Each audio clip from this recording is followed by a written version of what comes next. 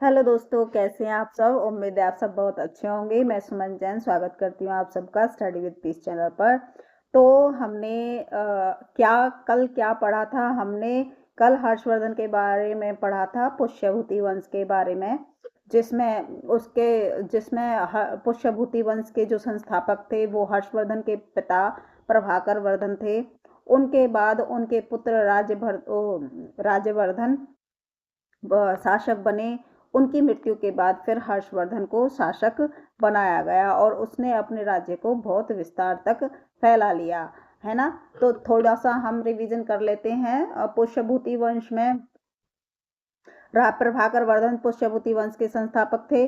ठीक है, चौहान वंश के संस्थापक थे। उन्हें महाराजाधिराज की उपाधि प्राप्त थी। वैसे ही हर्षवर्धन को और उसके भाई को भी महाराजाधिराज की उपाधि प्राप्त थी। हैं, दोनों ने महाराजाधिराज की उपाधि प्राप्त की। और प्रभाकर वर्धन के बाद उसके जो बड़ा बेटा था राज्यवर्धन, उसको पुष्यभूति वंश का शासक बनाया गया, थानेसर का शासक बनाया गया। और उसके बाद जो उसके जो शत्रु थे शशांक, और एक उसने उसके जो बहन का जो पति था उसको उस पर हमला कर दिया और उसको धोखे से मार दिया। उसके बाद उसकी बहन को बंदी बना लिया। उसकी बहन का नाम क्या था? प्रभाकर वर्धन की बहन का नाम क्या था? राजश्री। उसको बंदी बना लिया। और जब उसने हर्षवर्धन ने ये देखा तो उसने अपनी बहन को, जब उसका राज्याभिषेक हुआ, हर्षवर्धन का राज्याभिषेक हुआ, तो उसने अपनी बहन को छुड़ाने के लिए शशांक पर आक्रमण किया और अपनी बहन को अपने पास बुला लिया और उसे अपने साथ उस कन्नौज का राज्य को अपने राज्य में मिला लिया। ठीक है, इस तरह से जो हर्षवर्धन था उसने इसी तरह से कई सारे राज्यों को अपने राज्य में मिलाकर अपने राज्य को का विस्तार किया। ठीक है, चलिए अब हम आगे बढ़ते हैं। हम आज किसके बारे में पढ़ेंगे? हम आज पृथ्वीराज चौहान के बारे में पढ़ेंगे। पृथ्वीराज चौहान, देखें, पहले थोड़ा सा हम देख लेते हैं कि भारतीय राजपूत राजवंशों में चौहान वंश, भारतीय राजपूत राजवंशों में चौहान वंश को विशेष स्थान प्राप्त है। चौहान वंश के शासकों ने 9वीं से 12वीं सदी तक शासन किया। इस राजवंश के शासकों ने आधुनिक राजस्थान, हरियाणा, दिल्ली, पश्चिमी उत्तर प्रदेश, गुजरात एवं उसके समीपवर्ती क्षेत्रों पर शासन किया। प्रारंभ काल में उनकी राजधानी शाकंभरी सांभर झील थी। इसके बाद अजमेर को राजधानी बनाया गया। इसके कारण इन्हें अजमेर के चौहान के रूप में जाने लगा। ठीक है, इस राजवंश के संस्थापक का नाम राजा वासुदेव चौहान था। इस वंश के जो प्रमुख शासक थे वो विग्रहराज प्रथम थे। ठीक है, जो 734 ईस्वी से 769 ईस्वी तक रहे। गोविंद राज प्रथम, जो 809 से लेके 836 ईस्वी तक रहे। विग्रहराज द्वितीय 971 से 988 ईस्वी तक रहे। विग्रहराज तृतीय, जो 1070 से लेके 1090 ईस्वी तक रहे। विग्रहराज चतुर्थ, जो 1050 से लेकर 1164 ईस्वी तक रहे। पृथ्वीराज चौहान 1178 ईस्वी से लेके 1192 ईस्वी तक रहा। और इसी पृथ्वीराज चौहान के बारे में आज हम पढ़ने वाले हैं। ठीक है, चलिए करते हैं स्टार्ट पृथ्वीराज चौहान की कहानी, मेरी जो वाणी। चलिए, पृथ्वीराज चौहान जो थे वो महान वंश के एक अंतिम शासक थे। पृथ्वीराज चौहान तृतीय, जिन्होंने दिल्ली के आसपास के आने वाले आक्रमण से चौहान वंश के महान साम्राज्य की स्थापना की। देखो, छोटी सी कहानी, आप लोगों ने देखा भी होगा, टीवी पर भी दिखाई जाती है। पृथ्वीराज चौहान, जिसके 4-5 दोस्त उसके साथ रहते हैं। ठीक है, और एक होती है उसकी जो राजकुमारी होती है जिससे पृथ्वीराज चौहान प्रेम करते हैं। ठीक है, तो ये उनके ही इर्द गिर्द ये कहानी चलती रहती है। लेकिन पृथ्वीराज चौहान जो है वो छोटी सी उम्र में ही उसके पिता की मृत्यु हो जाने के कारण उसको राजगद्दी पर 13 वर्ष की आयु में ही उनको राजगद्दी पर बिठा दिया जाता है। पृथ्वीराज चौहान एक बहुत ही साहसी राज शासक था। उसने अपने साम्राज्य को इतना विस्तार किया, उसने कई आसपास के अपने राज्य के आसपास के बहुत सारे राज्यों को अपने उसमें साम्राज्य में मिला लिया और अपने साम्राज्य का इतना विस्तार किया कि आज भी जो पृथ्वीराज चौहान है उसका बहुत गर्व से नाम लिया जाता है। ठीक है, चलिए आज हम पढ़ते हैं पृथ्वीराज चौहान के बारे में, आगे चलते हैं। पृथ्वीराज चौहान को राय पिथौरा भी कहा जाता है। इनका जन्म क्या कहा जाता है? राय पिथौरा भी कहा जाता है। इनका जन्म 1165 ईस्वी में हुआ। यह अजमेर के शासक सोमेश्वर और कमला देवी के पुत्र थे। उन्होंने बाल्यकाल में ही युद्ध विद्या सीख ली थी। पृथ्वीराज चौहान ने बिना किसी हथियार के शेर को मार गिराया, जिसके कारण उसे अजमेर का शेर भी कहा जाने लगा। ठीक है, क्या कहा जाने लगा? अजमेर का शेर भी कहा जाने लगा।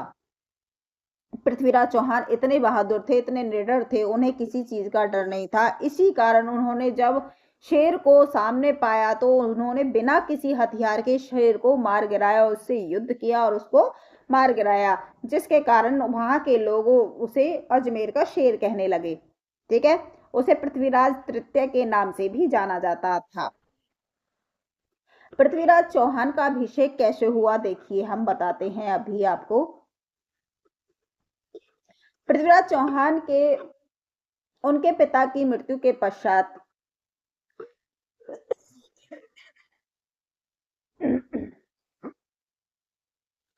सॉरी दोस्तों, थोड़ा जो काम है उसकी वजह से कॉपरेट करना, बीच बीच में खांसी हो सकती है।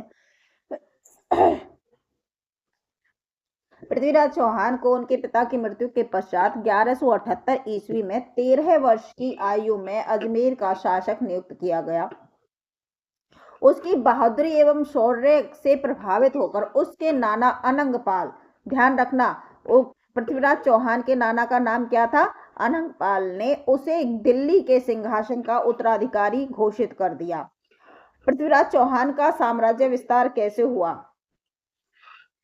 पृथ्वीराज चौहान ने गद्दी पर बैठने के पश्चात साम्राज्य विस्तार की नीति अपनाते हुए 1182 में भाड़ान के राजा को परास्त किया और रेवाड़ी, जिसको आज हम रेवाड़ी कहते हैं, भिवानी तथा अलवर के क्षेत्रों को अपने साम्राज्य में मिला लिया था। इसके बाद बुंदेलखंड के चंदेल शासक परमाल को भी हराया। उन्होंने 1166 ईस्वी में गुजरात के शासक भीमदेव द्वितीय को हराया तथा उसके साम्राज्य का विस्तार पश्चिम भारत में किया। पृथ्वीराज चौहान ने महाराजाधिराज की उपाधि धारण की। किसकी उपाधि धारण की? महाराजाधिराज की उपाधि धारण की। पृथ्वीराज चौहान के बारे में थोड़ा सा हम शॉर्ट में जान लेते हैं, वो और कैसा था, क्या क्या उसमें खूबियां थी। देखिए, पृथ्वीराज चौहान, ये हैं हमारे पृथ्वीराज चौहान, दिख रहा है आपको? ये देखो, मुझे प्रस्ताव देते हुए पृथ्वीराज चौहान। ठीक है, चलिए। पृथ्वीराज चौहान ने 64 कलाओं व 14 विद्याओं का अध्ययन किया था। ठीक है, सम्राट पृथ्वीराज 36 अस्त्र धारण कर सकते थे। पृथ्वीराज चौहान केवल 13 वर्ष की आयु में सिंहासन पर बैठे। पृथ्वीराज चौहान 6 भाषाओं, संस्कृत, प्राकृतिक, अपभ्रंश, पैशाची, मगधी व सूरसेनी का ज्ञान था। उन्हें 6 भाषाओं का ज्ञान था। पृथ्वीराज चौहान के पिता का नाम सोमेश्वर व उसकी माता का नाम कमला देवी था।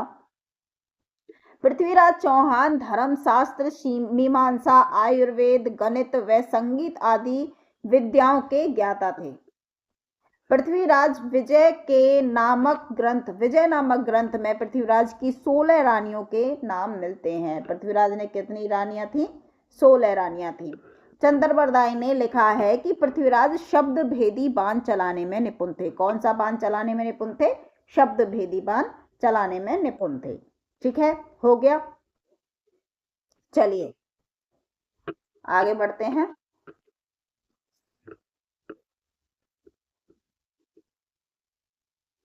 पृथ्वीराज चौहान के बारे में बहुत अन्य जानकारी हमें पृथ्वीराज रासो और पृथ्वीराज विजय तथा हम अमीर महाकाव्य प्रमुख हैं, जिनसे ये 3 जो महाकाव्य हैं, इसमें हमें पृथ्वीराज चौहान के बारे में डिटेल में पढ़ सकते हैं। अगर आपको इंटरेस्ट है पृथ्वीराज चौहान के बारे में पढ़ने का और ज़्यादा जानने का, तो आप इन महाकाव्यों में से कोई भी एक काव्य उठाकर उसमें से उसकी जानकारी ले सकते हैं। ठीक है, चलिए आगे बढ़ते हैं। ये है पृथ्वीराज रासो,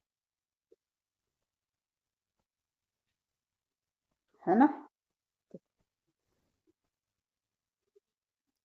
पृथ्वीराज रासो में 2500 पृष्ठों का महाकाव्य है, जिसमें 1,00,000 छंद व 69 समय सर्ग या अध्याय हैं। आया समझ? देखो, पृथ्वीराज रासो जो है उसमें 2500 तो पृष्ठों का महाकाव्य है। 2500 तो पृष्ठ हैं, मतलब पेज हैं, जिसमें 1,00,000 छंद हैं और 69 समय या 69 अध्याय हैं। ठीक है, इसके रचयिता चंदर बरदाई थे। इसको किसने लिखा था? पृथ्वीराज रासो को इसको लिखा था चंदर बरदाई ने लिखा था। ये पृथ्वीराज के बचपन के मित्र थे। कौन थे? बचपन के मित्र थे और उनके राजकवि भी थे। उनकी युद्ध यात्राओं के समय वह ओजस्वी कविताओं से सेना को प्रोत्साहित भी करते थे। पृथ्वीराज रासो किसने लिखी? चंद्रवरदाई ने लिखी। चंद्रवरदाई कौन थे? चंद्रवरदाई पृथ्वीराज जी के बचपन के मित्र थे। वो कवि थे, पृथ्वीराज के उसमें राज्य में वो कवि थे, और जब पृथ्वीराज अपने से युद्ध के लिए जाते थे तो वो पीछे से कविताओं से सेना को प्रोत्साहित करते थे, उनमें राज्य के प्रति प्रोत्साहन भरते थे। देखिए, भारत को 1175 ईस्वी के बाद एक बार पुनः तुर्क आक्रमणों का सामना करना पड़ा। इस बार तुर्क आक्रमणकारी था कौन? मोहम्मद गौरी। कौन था? मोहम्मद गौरी। उसने 1175 ईस्वी से लेकर 1206 ईस्वी तक भारत पर अनेक आक्रमण किए। इस समय भारत में गुजरात को चालुक्य, दिल्ली, अजमेर का चौहान तथा कन्नौज के गहड़वाल नामक 3 शक्तिशाली राजवंश थे। ये तीनों राजवंश अपने आप में इतने सक्षम और शक्तिशाली थे कि वे अकेले अकेले ही तुर्क शत्रुओं से सफलतापूर्वक निपट सकते थे। मोहम्मद गौरी ने सैन्य बल के साथ साथ युद्ध की रणनीति की ओर विशेष ध्यान दिया। सर्वप्रथम उसने खैबर की बजाय अधिक सुरक्षित एवं छोटे मार्ग का प्रयोग करते हुए गोमल दर्रे से भारत में प्रवेश किया। 1175 ईस्वी में मोहम्मद गौरी ने मुल्तान को आसानी से जीत लिया। उसके बाद उसने उच्च के शासक भट्टी राय पर धोखे से विजय प्राप्त कर ली। ठीक है, तो मोहम्मद गौरी ने 1175 से लेकर 1206 ईस्वी तक भारत पर बहुत ज्यादा आक्रमण किए, लेकिन जो ये चालुक्य, दिल्ली, अजमेर, चौहान तथा कन्नौज के गहड़वाल नामक 3 शक्तिशाली राजवंश थे, ये तीनों राजवंश इतने शक्तिशाली थे, ये अकेले ही मोहम्मद गौरी का सामना कर सकते थे, लेकिन फिर भी वह बहुत सारे राज्यों को हराने में सक्षम हुआ और उनमें से एक थे भट्टी राय, जिसको धोखे से उसने विजय प्राप्त कर ली। ठीक है, चलो आगे चलते हैं, पढ़ते हैं अब इसका क्या हुआ। मूलराज तथा नायकी देवी से मोहम्मद गौरी की हार। देखिए, 1178 ईस्वी में मोहम्मद गौरी ने गुजरात के चालुक्य राजा मूलराज द्वितीय पर आक्रमण किया। यहाँ मूलराज द्वितीय की मां नायकी देवी के नेतृत्व में एक विशाल सेना ने मोहम्मद गौरी की सेना का सामना किया। इस युद्ध में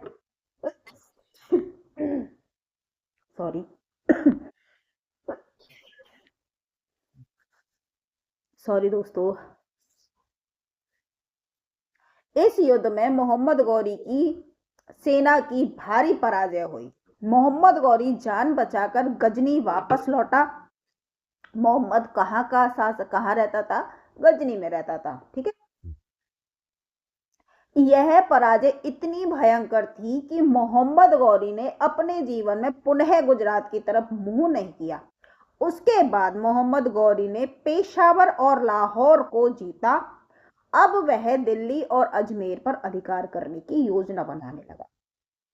इस पर दिल्ली और अजमेर पर जहां का शासक कौन था? पृथ्वीराज चौहान था। चलिए आगे बढ़ते हैं। अमीर महाकाव्य के अनुसार पृथ्वीराज चौहान ने मोहम्मद गौरी को 7 बार हराया। कितनी बार हराया? 7 बार हराया। प्रबंध चिंतामणि एवं पृथ्वीराज रासो के अनुसार पृथ्वीराज चौहान ने मोहम्मद गौरी को 21 बार हराया। देखो, पृथ्वीराज चौहान ने हमीर महाकाव्य, जो हमीर महाकाव्य है उसमें तो लिखा है कि पृथ्वीराज चौहान ने गौरी को 7 बार हराया, लेकिन जो पृथ्वीराज रासो तथा पृथ्वीराज रासो है उसके अनुसार उसने मोहम्मद गौरी को 21 बार, और जो मुस्लिम लेखकों के मिहांस और फरिश्ता के अनुसार पृथ्वीराज चौहान और मोहम्मद गौरी के बीच तराइन के मैदान में केवल 2 ही लड़ाइयां हुई। देखो, सबके अलग अलग वो हैं। इतिहासकार दशरथ शर्मा का मानना है कि 1186 ईस्वी में लाहौर जीतने के बाद गौरी के सेना नायकों और पृथ्वीराज चौहान की सेना की सीमा पर हुई झड़पों को हिंदू लेखकों ने बड़ी लड़ाइयां लिखा, जबकि मुस्लिम लेखकों ने इसकी उपेक्षा की थी। ये तो लड़ाई ही नहीं थी। तो देखते हैं आगे क्या होता है, कहानी में आगे क्या ट्विस्ट आता है। चले देखिए, ट्विस्ट आता, ट्विस्ट देखते हैं।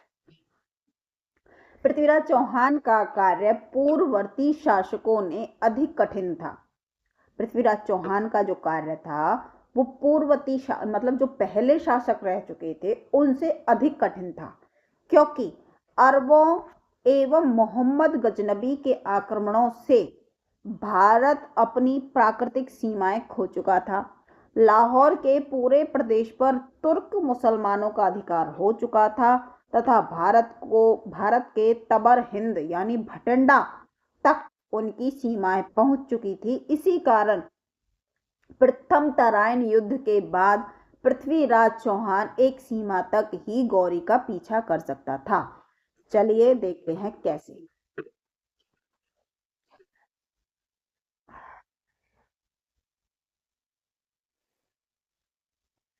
अब हम तराइन का पहला युद्ध पढ़ेंगे, कैसे हुआ, क्यों हुआ। ठीक है, चलिए मैं अपने को इरेज कर लेती हूँ। देखिए, तराइन का द्वितीय युद्ध, पहला युद्ध कहाँ चला गया? शायद पहला युद्ध ऊपर रह गया है। चलिए कोई बात नहीं, हम ले लेते हैं उसको।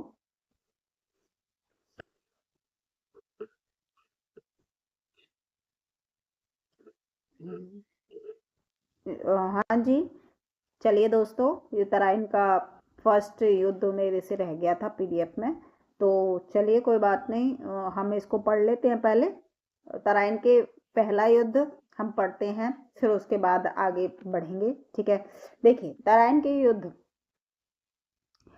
तराइन का पहला युद्ध 1190 ईस्वी में मोहम्मद गौरी ने दिल्ली की ओर बढ़ना आरंभ किया। उसने पृथ्वीराज के सीमांत क्षेत्र भटिंडा पर अधिकार कर लिया, मगर पुनः कुछ दिनों के बाद पृथ्वीराज के सैनिकों ने गौरी के सैनिकों को वहां से भगा दिया। अगले ही वर्ष 1191 ईस्वी में मोहम्मद गौरी ने अपनी सेना तैयारी के साथ दिल्ली विजय की योजना बनाई। दिल्ली से 80 मील दूर दोनों के मध्य तराइन यानी तरावड़ी के स्थान पर घमासान युद्ध हुआ। इस युद्ध में चौहान सेना ने अपनी पूरी ताकत दिखाई। इस युद्ध में पृथ्वीराज चौहान के भाई गोविंद राय ने मोहम्मद गौरी पर हमला करके उसे घायल कर दिया, और यदि उसके सैनिक उसे नहीं बचाते तो मृत्यु को प्राप्त हो जाता। युद्ध में गौरी की बुरी तरह से पराजय हुई। गौरी सेना जान बचाने के लिए भाग खड़ी हुई। गौरी के सैनिकों को सरहिंद तक खदेड़ा गया। तो इस तरह से गौरी को पृथ्वीराज चौहान से बुरी तरह से हार का सामना करना पड़ा। ठीक है, चलिए, ये तो था हमारा पहला तराइन का। तो अब हम चलते हैं अपने दूसरे तराइन युद्ध को दोबारा से एक बार पढ़ लेते हैं, क्योंकि जब तक पहला नहीं पढ़ा था तब तक इसमें कंफ्यूजन थी कैसे कहाँ पहुंच गए। तो अब चलिए देखते हैं, दूसरा युद्ध हम पढ़ लेते हैं। पहले तराइन के युद्ध में तो गौरी की हार जबरदस्त तरीके से हुई।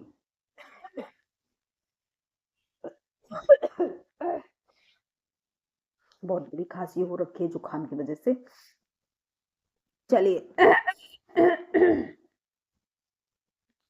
तराइन के प्रथम युद्ध में हारने के बाद मोहम्मद गौरी गजनी लौट गया। कहाँ लौट गया? गजनी लौट गया। वह अपनी अपमानजनक पराजय को भूल नहीं सका। मोहम्मद गौरी अपनी पिछली पराजय का बदला लेना चाहता था। वह अपने साम्राज्य को स्थापित करना चाहता था। उसने अपनी सेना को एकत्रित करके 1192 ईस्वी में भारत पर पुनः आक्रमण किया और गौरी की सेना में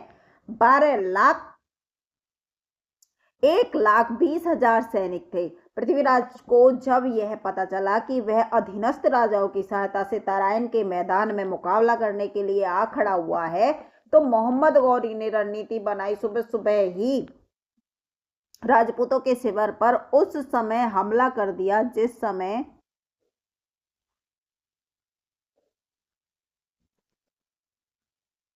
मोहम्मद गौरी ने रणनीति बनाई और सुबह सुबह ही राजपूतों के शिविर पर उस समय हमला बोल दिया जिस समय सैनिक अपनी नित्य क्रिया के निवृत्त हो रहे थे।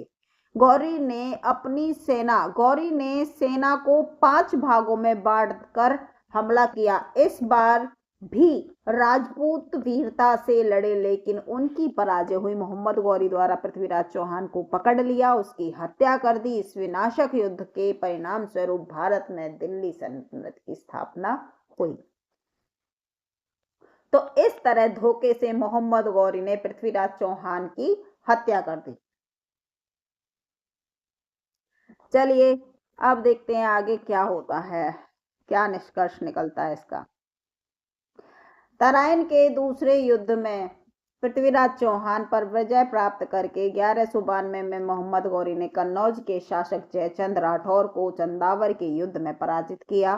मोहम्मद गौरी और उसके सेनानायक कुतुबुद्दीन ऐबक एवं बख्तियार खिलजी को भी भारतीय शासकों के कड़े प्रतिरोध का सामना करना पड़ा। यद्यपि 1206 में उत्तर भारत में दिल्ली सल्तनत की स्थापना हो गई थी, लेकिन वह इस कार्य के विदेशी आक्रमणकारियों को भारतीयों के सतत प्रतिरोध के कारण 570 वर्ष 636 ईस्वी से लेकर 1206 ईस्वी तक का समय लगा।